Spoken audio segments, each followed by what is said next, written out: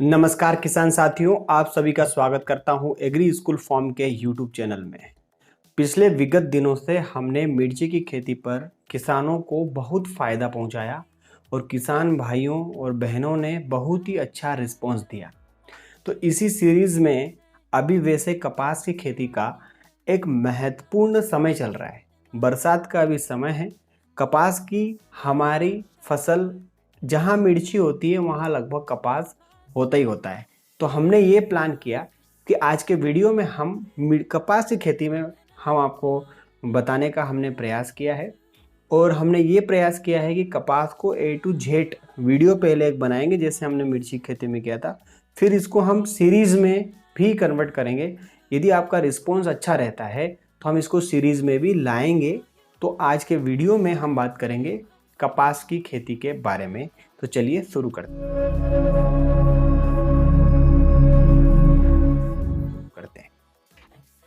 कपास की खेती, जैसे हम अभी ये शर्ट पहने हुए हैं, या हम भारत की बात करें, विदेशों में बात करें, तो कपास सबसे ज़्यादा कपड़ों में उपयोग होता है। और कपड़ों में उपयोग होता है, कुशन बनाने में उपयोग होता है। तो इसमें किसान की भागीदारी सबसे ज़्यादा है। और किसान का जो कपास है हमारा, उसका रेट इसका रेट जो है यह विदेशी आधार पे तय होता है। तो कपास की खेती इसलिए महत्वपूर्ण हो जाती है। कुछ ऐसे क्षेत्र हैं जहाँ पर नहर का पानी है, तो नहर का पानी यदि है तो वहाँ कपास की खेती अर्ली हो जाती है। और ऐसा क्षेत्र है जहाँ वर्षा पर आधारित है, तो वहाँ पर कपास की खेती जून के बाद या जुलाई में शुरू होती है। तो हम अगर सीजन की बात करते हैं कपास की, तो जून से लेकर जुलाई तक के बीच में हम कपास की खेती करते हैं। कपास की खेती के लिए जो क्लाइमेट होता है वह थोड़ा सा वार्म क्लाइमेट देखा गया है। जहाँ पर थोड़ा सा वार्म क्लाइमेट हो, ह्यूमिड क्लाइमेट हो, उस कंडीशन में कपास का हम खेती करते हैं। कपास की अगर हम बात करते हैं कि इसका कैसे सीड रेट रखें, कैसे इसके लिए मृदा है और कैसे इसकी स्पेसिंग मतलब दूरी कैसे रखनी चाहिए, तो कपास के लिए हैवी मृदा सबसे अच्छी मानी गई है। अगर काली मृदा है तो सबसे बेहतर है, और अगर काली मृदा नहीं है तो आप वहाँ पर मीडियम सॉइल में भी कपास की खेती आसानी से कर सकते हो। दूसरा ये बात है कि इसके लिए स्पेसिंग कितना होना चाहिए। तो डिपेंड ये करता है कि आप हाइब्रिड कपास लगा रहे हो या देसी कपास लगा रहे हो। लेकिन ये अभी हम देखते हैं कि बीटी कॉटन, बीजी कॉटन सबसे ज़्यादा इंडिया में प्रचलित है। तो हाइब्रिड कॉटन की हम चर्चा करते हैं। तो इरिगेटेड अगर कंडीशन है, मतलब पानी बहुत ज़्यादा है जहाँ पर, तो वहाँ पर अगर हम स्पेसिंग रखते हैं इरिगेटेड कंडीशन में, हैवी सॉइल के लिए लगभग 50 गुणित 90 सेंटीमीटर, 150 गुणित 90 सेंटीमीटर पर रखते हैं। और यदि मीडियम सॉइल है हमारी, मीडियम मृदा है, तो वहाँ पर जो हम स्पेसिंग कितनी रखना चाहिए हमको, वहाँ पर हमें रखना चाहिए 120 गुणा 90 सेंटीमीटर पर। लेकिन जो रेनफेड कंडीशन है, जहाँ पानी की बहुत ज़्यादा कमी है, तो वहाँ स्पेसिंग को हम थोड़ा कम कर देते हैं। और वो कितनी कर देते हैं, 90 गुणित 60 सेंटीमीटर पर, और 60 इंटू 60 सेंटीमीटर। मतलब अगर हेवी सॉइल है तो वहाँ 90 गुणा 60 सेंटीमीटर पर लगा दो। 90 गुणा 60 का मतलब समझ में आपको आ रहा है। 90 का मतलब होता है पंक्ति से पंक्ति की दूरी, और 60 जो है वो पौधे से पौधे की दूरी है। इसके बाद हम बात करते हैं सीड रेट की। तो हाइब्रिड कॉटन भारत में है, तो 2 से 2.5 किलोग्राम प्रति हेक्टेयर सीड रेट की आवश्यकता हमें पड़ती है। इसके बाद हम बात करते हैं हमारे फर्टिलाइज़र मैनेजमेंट की। फर्टिलाइज़र मैनेजमेंट बहुत महत्वपूर्ण है। अगर हम फर्टिलाइज़र मैनेजमेंट की चर्चा करते हैं, मैन्योर की चर्चा करते हैं, तो गोबर की खाद सर्वोत्तम है, कंपोस्ट सर्वोत्तम है। प्रति हेक्टेयर जो हमें गोबर खाद या वर्मी कंपोस्ट उस कंपोस्ट देना चाहिए, वो 12 से 15 टन प्रति हेक्टेयर, मतलब 120 क्विंटल से 150 क्विंटल प्रति हेक्टेयर हमें कपास की खेती को ये देना चाहिए। और यदि हम उर्वरक की बात करते हैं, वैसे भारत सरकार अभी कह रही है कि उर्वरकों का उपयोग आप कम से करिए, लेकिन फिर भी अगर आप उर्वरकों का उपयोग करते हैं तो आपको थोड़ा सा बेनिफिट मिलता है। लेकिन मैं यहाँ सजेशन ये कर पाऊँगा कि आपकी मृदा की फर्टिलिटी को बढ़ाइए, ताकि आपको उर्वरकों पर निर्भर ना रहना पड़े। तो जो NPK डोज की ज़रूरत पड़ती है, इसको इरिगेटेड कंडीशन में जहाँ पानी भरपूर है, साल भर पानी मिल सकता है, तो वह होगा 100-50-50। मतलब NPK का जो डोज रहेगा, नाइट्रोजन फास्फोरस पोटास का, वह 100-50-50 रहेगा। और जो हमारा रेनफेड कंडीशन है, जो वर्षा आधारित, जहाँ वर्षा के पानी पर ही कपास की खेती हो सकती है, तो वहाँ 80-40-40 NPK पर हेक्टेयर रहता है। इसके बाद यदि हम चर्चा करें नाइट्रोजन की, जो अब नाइट्रोजन, इसमें भी जो नाइट्रोजन की मात्रा है, इरिगेटेड कंडीशन में जो आपका नाइट्रोजन है 100 किलो, उसको 3 भाग में बांट लीजिए। पहला 1/3 जो है वो आप सोइंग के समय दे दीजिए, दूसरा 1/3 है जो बुआई के 30 दिन बाद दे दीजिए, और तीसरा जो 1/3 है वो 60 दिन बाद आप दे दीजिए। और फास्फोरस और पोटास की पूरी मात्रा को आप बेसल डोज में दे दीजिए।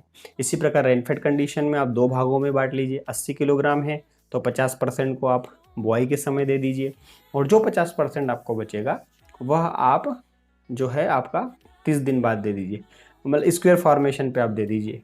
तो मैं ज़्यादा बोर तो नहीं कर रहा हूँ, लेकिन आप समझिए बहुत साइंटिफिक है, बहुत ज्ञान आपको इससे मिलने वाला। पेन काफ़ी ज़रूर आप रखा करो। इसके बाद फर्टिलाइज़र के बाद मैं बात करूँगा कि 2% DAP का घोल, यदि आप जो फ्लावरिंग स्टेज है, मतलब फूल वाली अवस्था है, और उसके बाद बोल बनने वाली अवस्था है, घेटे बनने वाली अवस्था है, उसमें 2% DAP का अगर घोल का आप स्प्रे करते हो तो आपका जो उत्पादन है वह 10 से 20% बढ़ जाता है। तो ये था फर्टिलाइज़र और मैन्योर का मैनेजमेंट। इसके बाद अगर कपास की खेती में सबसे ज़्यादा महत्वपूर्ण है इंसेक्ट पेस्ट।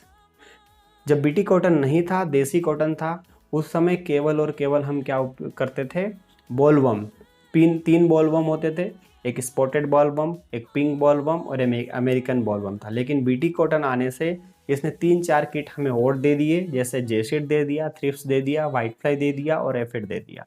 तो इनका भी मैनेजमेंट हमें पता होना चाहिए। जब हम अलग अलग सीरीज़ बनाएंगे तब हम इसके बारे में गहन अध्ययन करेंगे और आपका फ़ायदा पहुंचाएंगे। रेड कॉटन बग भी आपको लगता है, मिली बग आपकी कपास की खेती में नुकसान करता है। तो जब सीडलिंग स्टेज होती है उस समय 4 कीड़े आएंगे, ध्यान रखना आप, एक एफिड आएगा, जेसिड आएगा, वाइट फ्लाई आएगा और थ्रिप्स आएगा। जब बॉल फॉर्मेशन स्टेज होती है तो बॉल फॉर्मेशन में बॉलवर्म का अटैक होता है, जो इल्लियाँ आपको दिखती है, spotted bollworm, pink bollworm, American bollworm, तम्बाकू के इल्ली, लीफ फोल्डर, आपका red cotton bug, dusty cotton bug, इस तरह के कीट लगते हैं। यदि हम बीमारियों की चर्चा करते हैं तो बीमारियों में सबसे ज़्यादा आपको विल्ट देखने को मिलता है। फ्यूजेरियम विल्ट हो सकता है या वर्टिशिलियम विल्ट हो सकता है। इसके बाद जो शुरुआती स्टेज में जिसे सिडलिंग विल्ट हम कहते हैं वह भी हो सकता है। ग्रे मिल्ड्यू, जो ग्रे मिल्ड्यू डिजीज़ है वो भी कपास की खेती में सबसे ज़्यादा हमें नुकसान करता है। इसके बाद यदि हम बात करें तो बैक्टीरियल एक डिजीज़ होती है जिसमें सारे पत्तियाँ झड़ जाती है। बैक्टीरियल डिजीज़ में हम बैक्टीरियल लीफ स्पॉट की बात कर सकते हैं, ग्रे मिल्ड्यू, इस तरह की बीमारियां लगती है। अल्टरनेरियल लीफ स्पॉट भी लगती है, बॉल ब्रस्टिंग मतलब बॉल रोड डिजीज़ भी लगती है। तो बीमारियां कम है लेकिन कीट ज़्यादा नुकसान करते हैं। इसके बाद हम बात करते हैं खरपतवार। सबसे ज़्यादा महत्वपूर्ण है खरपतवार। जब भी आप कपास की खेती करते हैं, कपास को लगाने के 60 दिन तक खेत में खरपतवार बिल्कुल नहीं होना चाहिए। अगर खरपतवार होंगे तो सारे पोषक तत्व ये ले जाएंगे। तो 30 से 45 दिन के बीच में आपको होइंग करना चाहिए। जब आप उसकी खेत की तैयारी करते हो तो खेत की तैयारी में जब आप प्लोइंग करते हो, प्लोइंग करने के बाद 2 हेयरिंग करते हो और बुआई के पहले एक हेयरिंग करते हो, वो बहुत ज़रूरी है। लेकिन जब खरपतवार आपका हो जाता है, खरपतवार जब आपके खेत में होता है तो बहुत ज़्यादा कंपटीशन डेवलप होता है। तो इस स्थिति में हम क्या करेंगे, इस स्थिति में हमें करना है कि हमको हैंड वीडिंग ज़्यादा से ज़्यादा करना है, हैरोइंग हम ले लें, और जब आपके पास लेबर की बिल्कुल समस्या हो तो ही आप खरपतवारनाशी पे जाएं। शुरू में आप खरपतवारनाशी पे न जाएं, मेहनत से न डरें, थोड़ी मेहनत भी करें।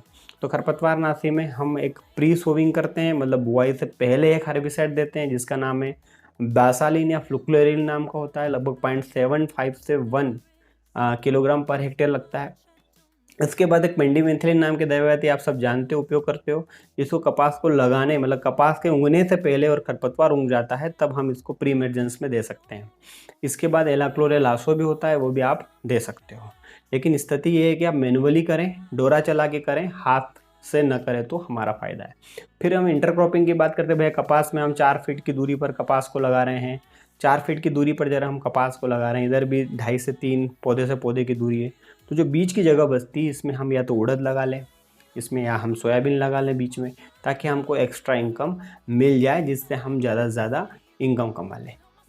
अगर हम बात करते हैं इरिगेशन की, तो इरिगेशन कपास में बहुत ज़रूरी है। लगाने के पहली इरिगेशन हम 30 से 40 दिन पे दे सकते हैं। जब कपास फूटना शुरू हो जाए तब आप पानी बिल्कुल मत दीजिए, और जब आपको चुनाई करना है तो उस समय आप इसकी चुनाई करिए। तरह से यह कपास की खेती का वीडियो है, ये A to Z एक छोटा सा पार्ट था। और आप यदि आपकी फूल फूड़ियाँ यदि ज़्यादा गिरती है तो उस स्थिति में आप समय से आप फास्फोरस दें, ऑक्सीजन दें, पोटास दें, मैग्नीशियम दें, ताकि आपकी फसल का भरपूर फ़ायदा हो। सो आज के वीडियो में इतना ही। यह कपास खेती पर एक ब्रीफ वीडियो था A to Z। अगर हम चाहते हैं कि कपास की खेती पर और वीडियो बने तो आप इसको समर्थन कीजिए, मैं फिर A to Z इसकी जानकारी बनाऊंगा। तो आज के वीडियो में बस इतना ही। जय हिंद, जय भारत, जय किसान, वंदे मातरम, नमस्कार।